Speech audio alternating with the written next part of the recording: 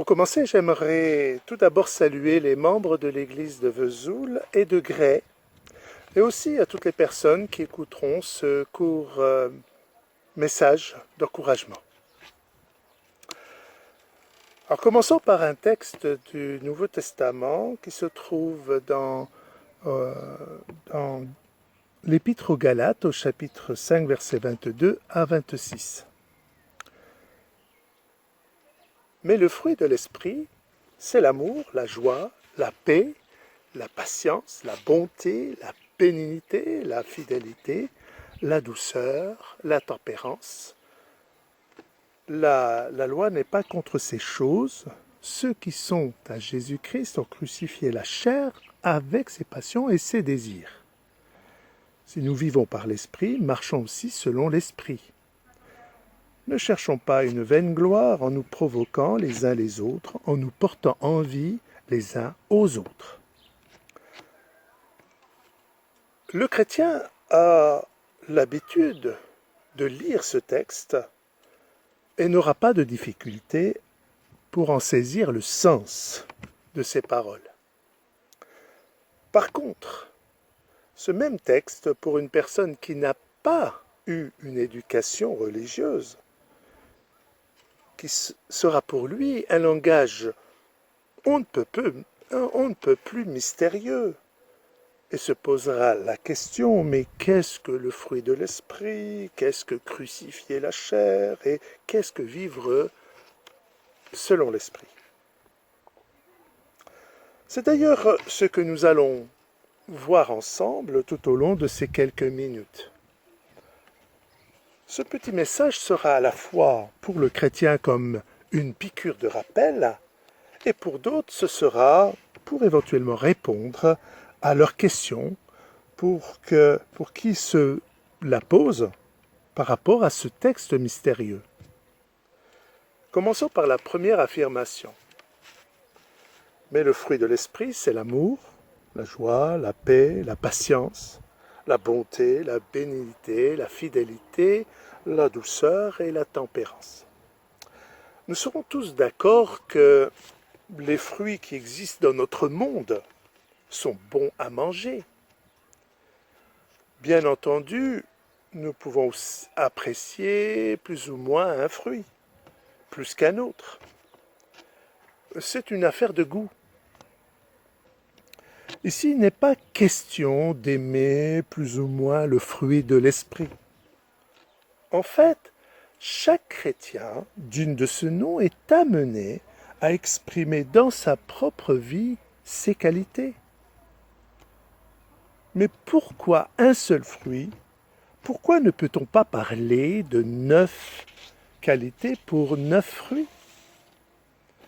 La réponse se trouve dans le texte même du grec, dans la traduction grecque, Odekarpos tou pneumatos. C'est un singulier et non au pluriel, le fruit de l'esprit. On a tendance à dire les fruits de l'esprit parce qu'il existe plusieurs vertus.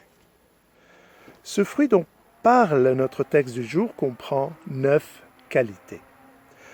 Cela veut dire que c'est un fruit spécial.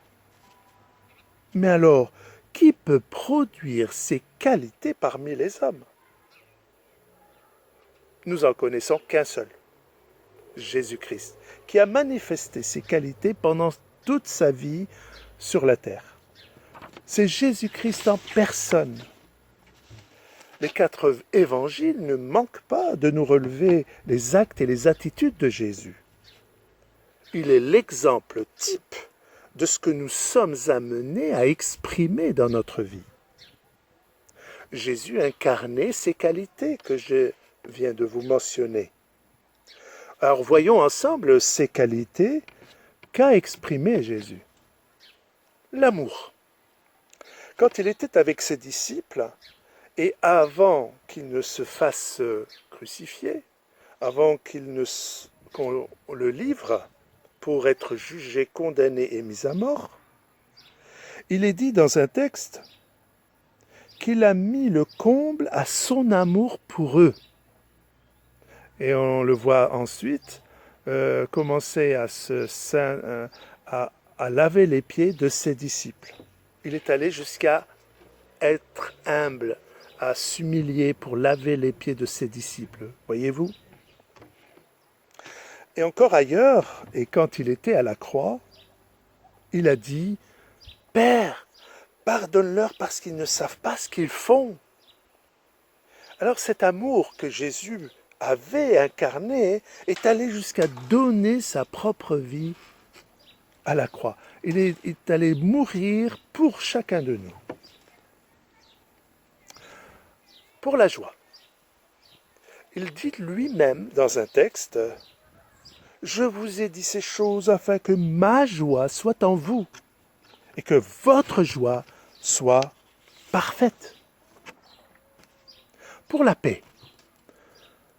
Il a encore dit « Je vous laisse la paix, je vous donne ma paix. Je ne vous donne pas comme le monde donne, que votre cœur ne se trouble pas et ne s'alarme point. » La patience. Alors on voit la patience. Quand Jésus a commencé son ministère, c'était à l'âge de 30 ans et non pas à 20 ans. Il aurait pu dire quelque part s'il avait une nature pécheresse et s'il avait de la patience dans son cœur. Il aurait pu dire c'est long pour que tu m'envoies. Et aussi, je suis capable, moi. À l'âge de 20 ans, il aurait pu le dire. Mais non, on ne trouve pas ça en Jésus-Christ. Il était celui qui était patient et qui attendait le feu vert de son Père pour commencer son ministère. Donc il a commencé à 30 ans, jusqu'à l'âge de 33 ans, jusqu'à ce qu'il meure à la croix. Pour la bonté, sa bonté, il suffit de lire les évangiles pour voir comment il répondait aux sollicitations des gens qui faisaient partie ou non de son peuple, du peuple d'Israël. Il faisait du bien partout où il allait, pour tous sans exception. Il guérissait, il chassait les démons, il apportait des paroles d'espérance pour qui voulait l'entendre et le suivre. Il faisait du bien partout où il passait. Ce n'est pas sans raison que des foules le suivaient et on disait de lui que jamais homme n'a parlé comme cet homme. Pour la bénignité, c'est un mot que l'on utilise peu. En fait, ce mot signifie une qualité d'une personne bienveillante et douce. On retient le mot bienveillance. C'est la capacité à se montrer indulgent, gentil et attentionné envers autrui d'une manière désintéressée et compréhensive. Oui, Jésus a montré à la femme adultère, prise en flagrant délit d'adultère, de la bienveillance. Il ne l'a pas accusée. En effet, dans la loi juive, elle devait être lapidée. Mais vous connaissez la suite de l'histoire. Nous avons aussi Judas Iscariote, qui était celui qui était connu comme un voleur. Il volait dans la caisse. Et pourtant, Jésus lui a permis de rester avec lui jusqu'au bout de sa mission. Pour la fidélité, il l'était à l'égard de son Père. Il obéissait à son Père céleste en tout point. D'ailleurs, dans un verset, il dit « Je ne fais que ce que je vois faire au Père ».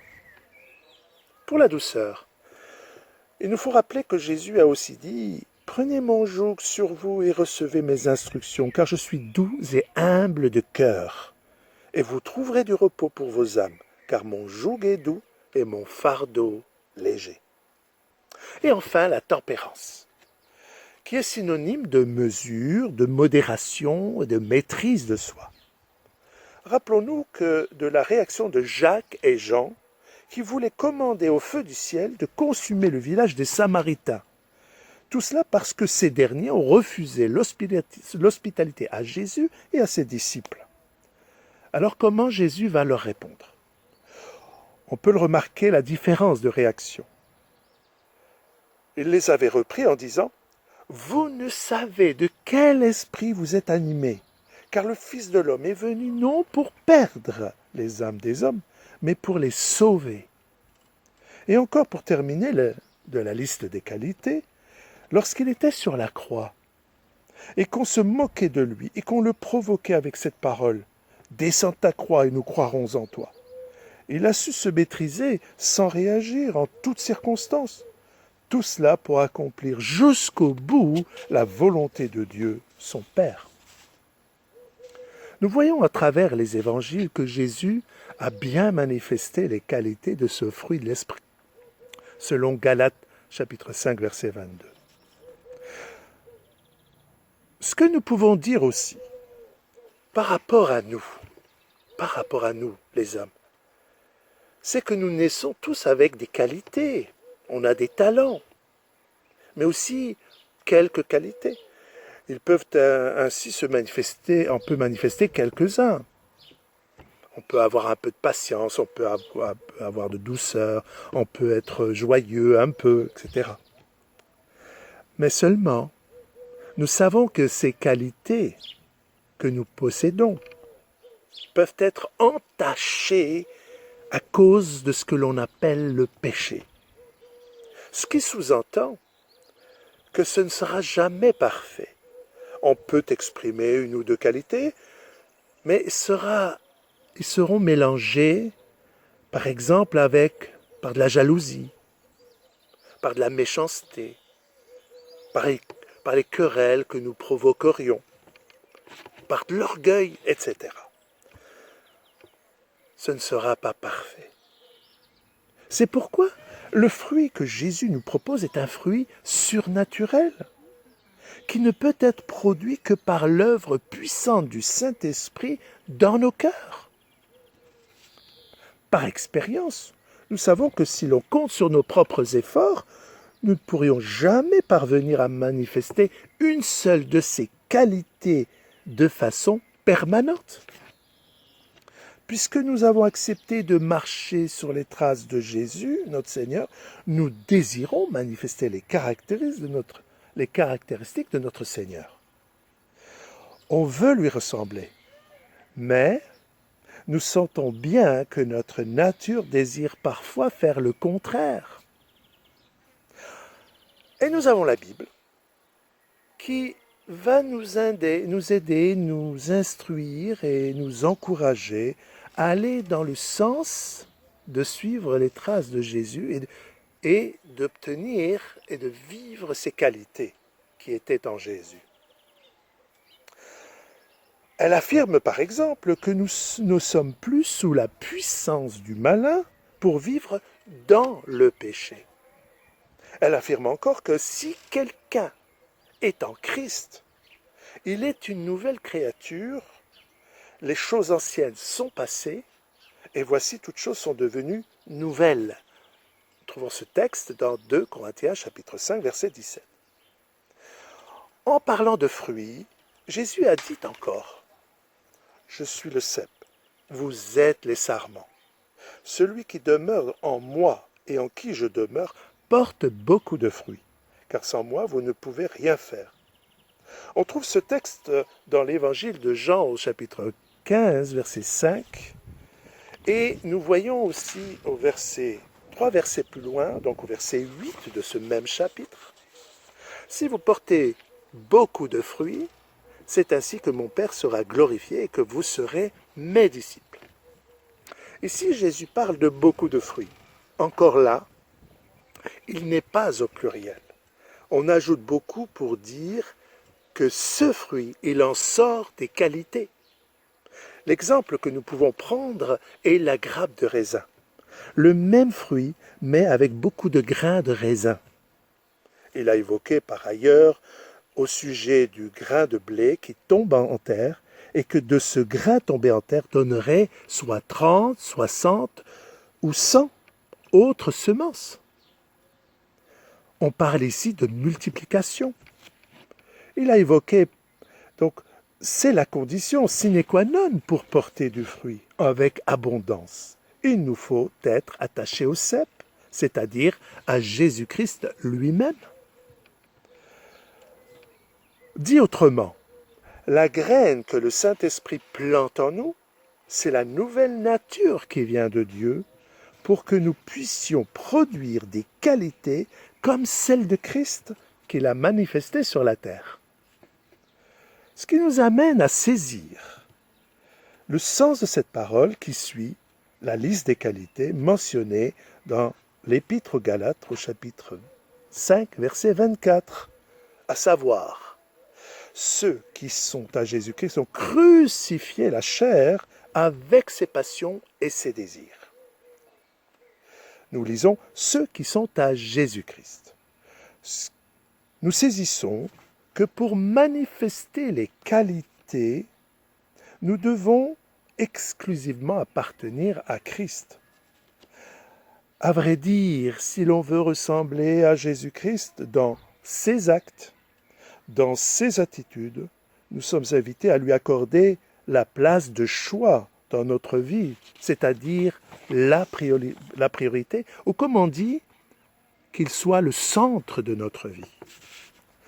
Comme je disais au début de ce message, pour celui qui n'a pas reçu d'enseignement de la Bible, ce verset que je viens de citer sera pour lui un langage mystérieux, un langage difficile à comprendre. Alors, pour résumer ou pour faire simple ou court, je vais essayer de l'expliquer, l'étape pour tout homme qui désire posséder des qualités dont je viens de vous parler, est invité à d'abord accepter Jésus-Christ comme son Sauveur et Seigneur, qu'il reconnaisse qu'il a besoin de lui pour être pardonné de ses péchés et qu'il devienne ensuite son disciple. Et par voie de conséquence, il devient enfant de Dieu à part entière. Et enfin, il bénéficie du sceau qui sera apposé dans sa propre vie, qui est le Saint-Esprit qui habitera en lui pour l'éternité. On appelle cela la grâce que Dieu offre à tout être humain qui reçoit son Fils avec sincérité de cœur et avec désir de lui appartenir. À partir de cette expérience de conversion, on devient de nouvelles créatures comme nous l'avions cité il y a quelques instants par ce chapitre de 2 Corinthiens, chapitre 5, verset 17, par ce texte, Si quelqu'un est en Christ, il est une nouvelle créature. Les choses anciennes sont passées, voici toutes choses sont devenues nouvelles. Venons-en à l'expression « crucifier la chair ». Crucifier la chair ne signifie absolument pas de se faire crucifier concrètement. Comme se font crucifier certains aux Philippines.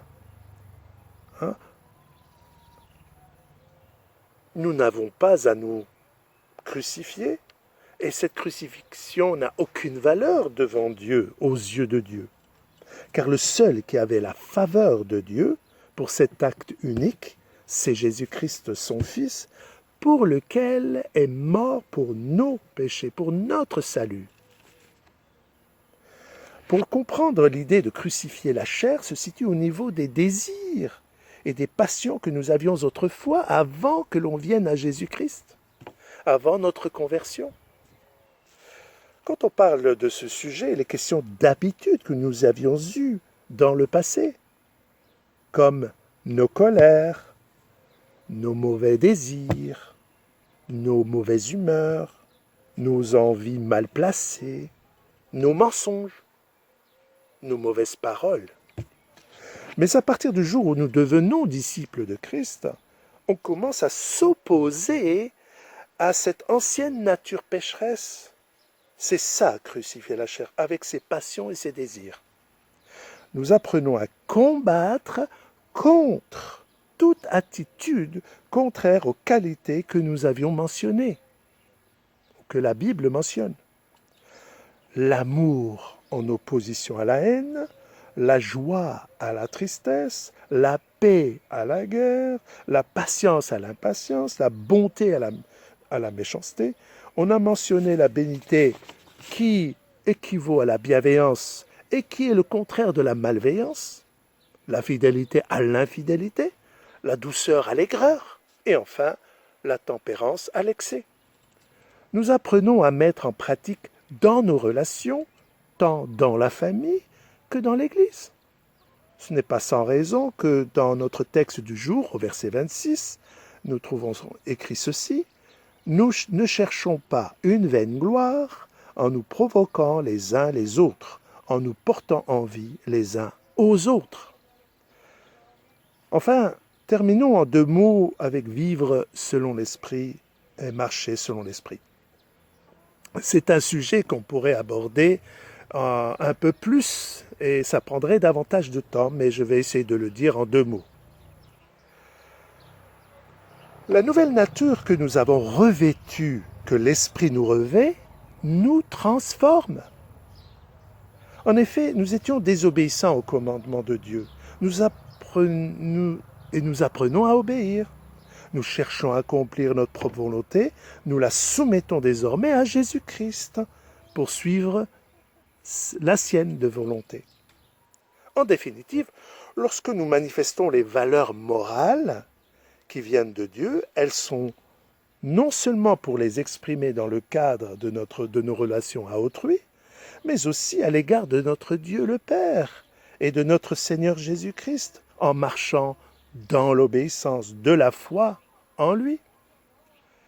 Et poursuivre un peu comme poursuivre ce premier commandement, comme on trouve dans l'Ancien Testament, et repris dans le Nouveau: tu aimeras le Seigneur ton Dieu de tout ton cœur, de toute ton âme et de toute ta pensée. Nous avons compris que nous n'arriverons pas à manifester quoi que ce soit comme qualité divine en nous si Jésus-Christ n'est pas le fondement de notre foi. Que nous sommes amenés à nous opposer à toute forme d'action qui sont contraires aux qualités du fruit de l'esprit. Et enfin, de vivre en marchant selon la volonté de Dieu dans l'obéissance de la foi en Jésus-Christ. En conclusion, nous pouvons remarquer que derrière chaque parole de Jésus-Christ ou du texte que nous avons lu, il y a le mot liberté de choix, et que par conséquent, il nous donne la liberté de porter du fruit ou non. Et c'est pourquoi la parole de Dieu, ou Dieu lui-même, Jésus-Christ, ne demande pas mieux que nous portions du fruit.